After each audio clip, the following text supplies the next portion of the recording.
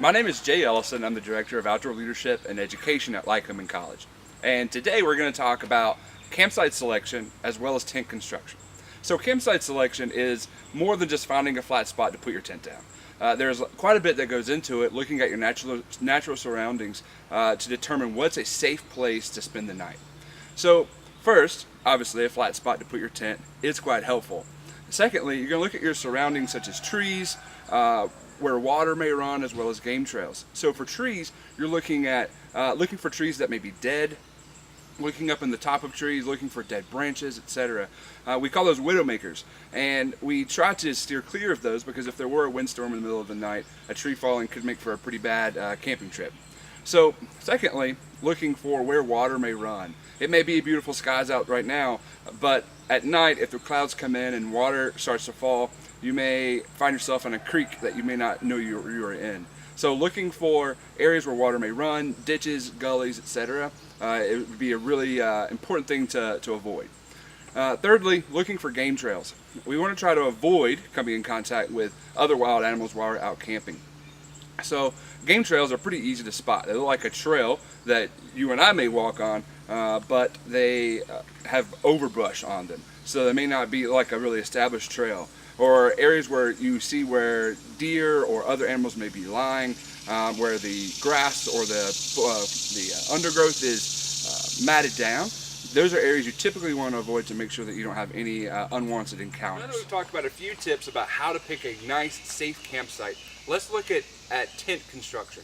Now, there are thousands of different types of tents. However, what we're going to show today are the principles that generally all tents abide by. So before we jump into actually putting our tent down, first you want to look at the ground in which you're going to put your tent. You're going to look for roots, rocks, etc. Obviously, if they're large boulders, you can't move those, or roots. But if it's just small rocks like this, you can move them out of the way to make sure you can have a nice, comfortable night of sleep. So tents essentially have three layers. You have your ground sheet, your tent body, and then your rain fly. And it's in that order. So first we're going to lay down our ground sheet. The purpose of the ground sheet is if it rains or there's dew or moisture on the ground, it's going to aid in the prevention of moisture soaking through to your tent body and you waking up with wet feet. So as our tent body goes down, you lay it out, and most tents come with their own tent body that are the exact size of the tent.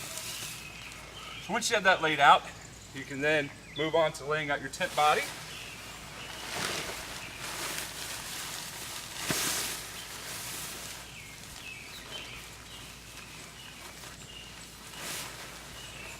And at this point, we're ready to use our poles to put the tent up.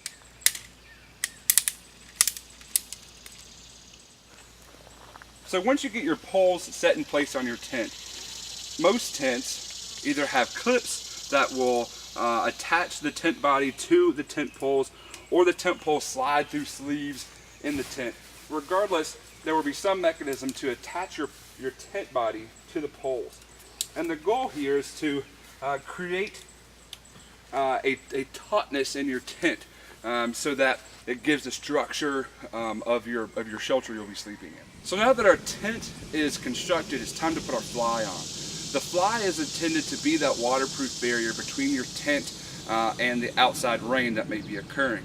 So the general principles of flies are you want them nice and taut and preferably not touching your tent body. It is possible if your fly is touching your tent body for that moisture to soak through your fly into your tent, and next thing you know, you have a wet sleeping bag. So we're going to go ahead and put our fly on. You just drape it over the tent, and then we'll stake it down and make it nice and taut to keep us nice and dry at night. So once you get your rain fly on, you want to go ahead and stake out your rain fly, really at every attachment point, because again, remember, we're trying to keep the rain fly from touching our tent body, and we're creating a really taut fabric there so that when it does rain, it'll run off and be pushed off onto the ground away from our tent. So when you're staking, you'll have hopefully brightly colored P-cord here, or any type of cordlet, so that it's brightly colored, because when you're walking around camp, you want it to be really visible so it's not a tripping hazard. And go ahead and get your stake, and you'll move down. Try to find an area without rocks. And once you get it started, it's pretty easy to just stand up and push it in with your foot. Most tents that come with their own cordelette have some type of object which will allow you to tighten and loosen your rope so that you can adjust the tautness of your rain fly. With this tent, that has this attachment onto the P-cord that allows us to loosen the rain fly or tighten it up nice and tight. And then the rope comes down and sits down in these cleats and hold themselves so we can keep a nice taut rain fly all night long. So now that you know how to select campsites and put up your tent, right now it just comes out to getting out and doing it. It may seem intimidating to go out and find a campsite and to put your tent up. But once you get a little bit of practice, it becomes second nature and it's quite easy. And it gives you the opportunity to get out and explore parks and forests a bit more.